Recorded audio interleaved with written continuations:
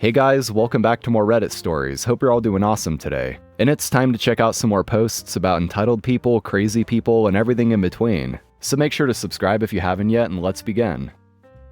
Car delivery service left my vehicle flipped on its side, blocking an entire lane of a major boulevard. Marked it as delivered and left with my money before police could arrive.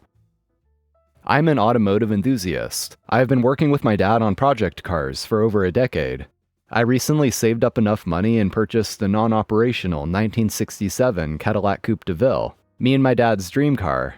I wanted to check it out and surprise him with it once I got it up and running.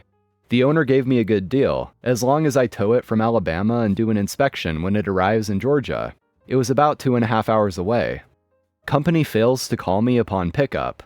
The seller's neighbors noticed the truck hauling the vehicle and texted him pics that he forwarded to me. This was at 7 a.m.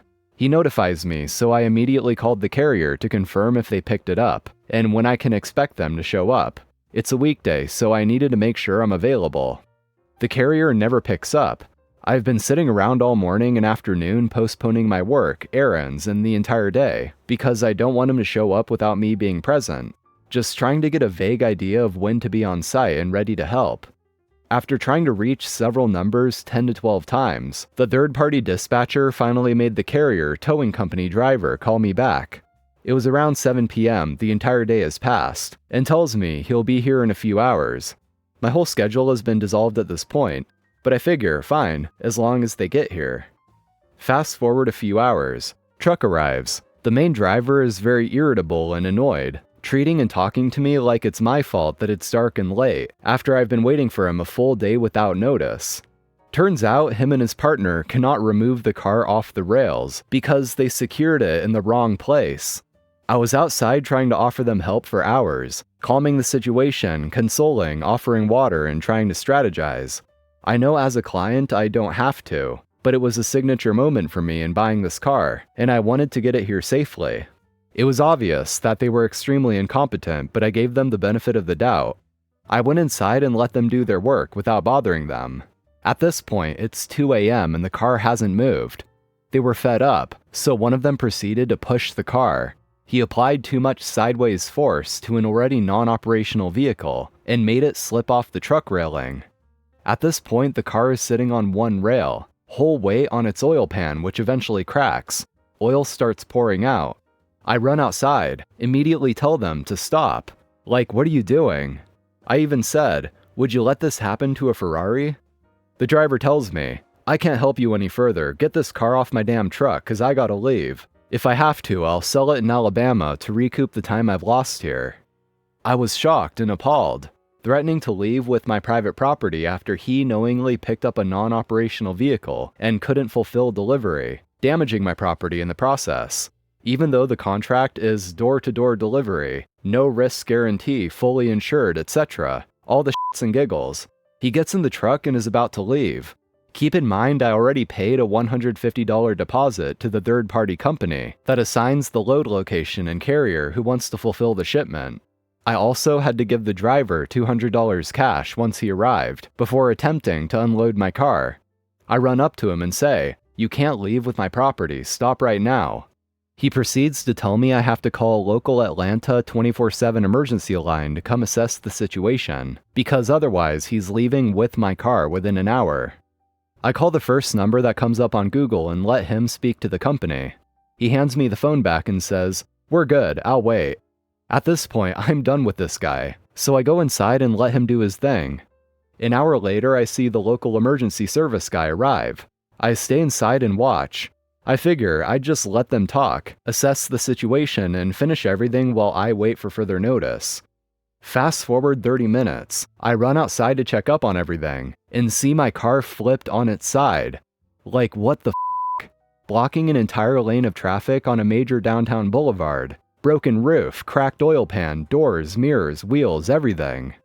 Before I can even ask for my money back, since the car was technically never delivered, the trucker storms off, even before police could arrive, leaving the scene of a crime, or at minimum damaged property that he's liable to deliver safely.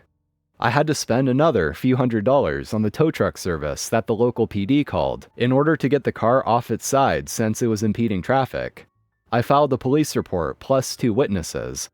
The cops were very helpful and sympathetic. We spent hours discussing the situation while they helped me get it on my property. At a certain point, we all started laughing on how ridiculous this is. They said they've never seen anything like this before.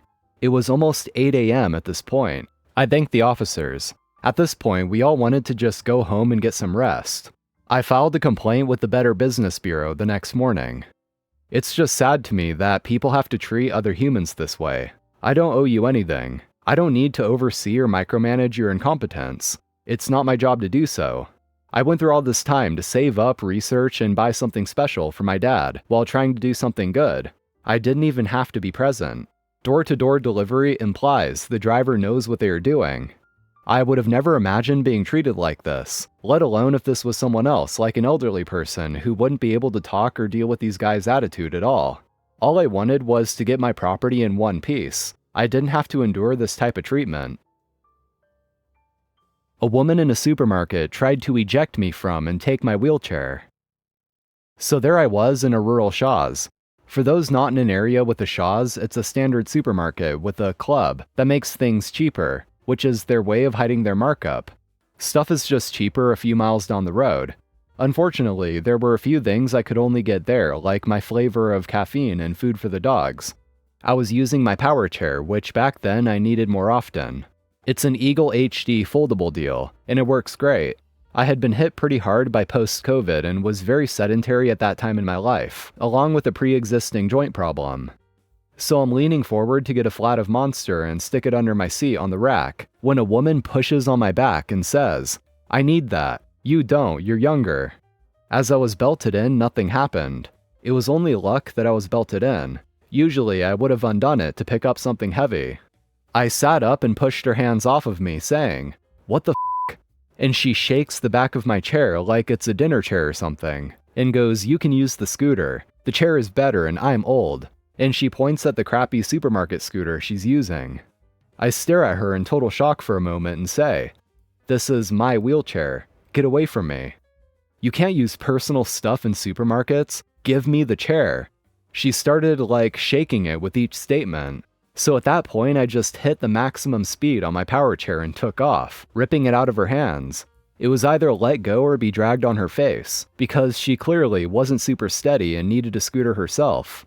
And we're off on the dumbest chase in creation, mostly because supermarket scooters go slower than any other mobility device. I buzzed over to the service desk and cut the line and said, "I'm sorry, I'm really sorry, but there's a woman following me trying to push me out of my chair and take it." And from behind me, they can hear, "Get back here," and the most wheezy buzz of the slow scooter. In the moment, it was really enraging that she was being so entitled and frustrating, and I just wanted to get my dog food and leave. But in memory, it was the funniest thing I've ever seen. They let me into the little back office area, and they and the whole line of people waiting just sort of watched as she came over. And it took so long. The scooter was so slow, and she's yelling about how I don't need the chair and how she should get it, because she's older and more disabled. It takes like a full 20 seconds for her to get from one end of the store to the other, and everyone is just staring as she rides at full glory at 0.00001 miles per hour, with her face red and her glasses hanging off one ear. So she finally gets to the desk, and they calmly explain that the wheelchair isn't store property, and if she tries to steal from another customer, they'll have to call the police. She starts shouting at the employees that she knows full well you can't bring personal equipment into the supermarket, so they're lying. And the other woman behind the counter says with a bit more attitude, "Lady, why do you think we care if you bring a wheelchair into the supermarket?" At this point, I think something either clicked or she just realized that an entire line of people were staring at her, and not kindly. She suddenly asked where to find the artichokes. I almost coughed on my own spit. The worker just stared back and pointed back where the woman had come from and said, "Produce?" And the woman left. I admit that for the rest of my visit, I avoided any aisle she was in because I didn't want her close enough to grab me again. Now I can laugh about it for the absurdist comedy moment it was. Am I the a-hole for getting someone arrested? This happened a few weeks ago and I felt justified in my actions until I told my mother about it. I, 27 female, was at a bar with some friends, between 21 to 33 and my brother, 26, waiting to order drinks. A man came up from behind us and did that thing men do where instead of saying excuse me, they put their hands on your back and hips. This guy did that to one of my friends, then me, before standing next to me behind his friend who was getting served. This pissed me off as I don't like people touching me without my consent, especially strangers. The bar was busy, but not so loud that you couldn't hear people. So I said to the guy, "Next time you need to get by, just say excuse me. There's no need to put your hands on us." The guy immediately went on the defensive, saying things like, "I didn't touch you, don't flatter yourself," and "I wouldn't touch you with the 10-foot pole, you fat b***." Variations of the same insults were being thrown at me until I put my hand between his face and mine and said, "Your mate's got your drinks, so now you can get out of my face and leave me alone, you ugly bastard." Admittedly, not the best thing to say to defuse a situation, but if this guy can insult me for asserting my bodily autonomy, he's gonna get the same treatment.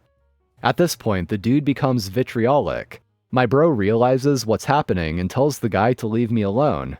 The guy then starts screaming threats at them. I stand in between them, facing the guy, just repeating, "Leave us alone," as this guy is shaking his fist at my brother, saying, "Just you wait, just you wait." A male bouncer comes over, completely ignores me, only addresses my brother and the two men, and just tells the men to go to the other side of the room, despite us saying they were threatening us and we feel unsafe. Then the head bouncer, a woman, comes over, and she asks me what happened. So I told her. The two guys are still nearby and can hear what I'm saying. They're shouting that I'm a liar and a but the head bouncer just says to them, "You are the ones being aggressive, so you need to leave." And they are not so politely escorted out. I go to the loo to calm down, and then we all went outside for a smoke. The guys are at the door, still arguing with the bouncers. By the time we find a seat, the guy that touched my friend and I is being dragged away by the police, literally kicking and screaming. That we got to witness this instant karma was nothing short of a blessing, and we celebrated the rest of the night. I was pretty chuffed that I stood up for myself, but when I told my mom, she was a bit annoyed that I, quote, put myself in a dangerous situation. In her mind, if a man makes you uncomfortable, it's better to just take it, rather than deal with the fallout of criticizing their actions. She thinks I escalated the argument by calling him an ugly bastard, and he probably wouldn't have gotten arrested if I just kept my mouth shut. Shout out to the guy who said this story was fake because there are literally no female bouncers ever. You're the MVP. I mean, it's pretty simple. The guy got himself arrested. Just because you decided to throw back an insult in the heat of the moment doesn't really mean you're to blame. I don't know what else to say beyond that because it's really just that simple. So don't let your mother make you think that you were in the wrong here at all, because you weren't. To say that, oh, he probably wouldn't have been arrested if you just didn't say anything, is honestly just victim blaming. And I don't think he got arrested because of anything that happened in the bar. It was probably because of how he acted in front of the cop, being in a drunken rage. Well, thanks for watching, everyone. I appreciate it. Make sure to hit that like button if you enjoyed, and also subscribe for more. So take care, and I'll see you next time.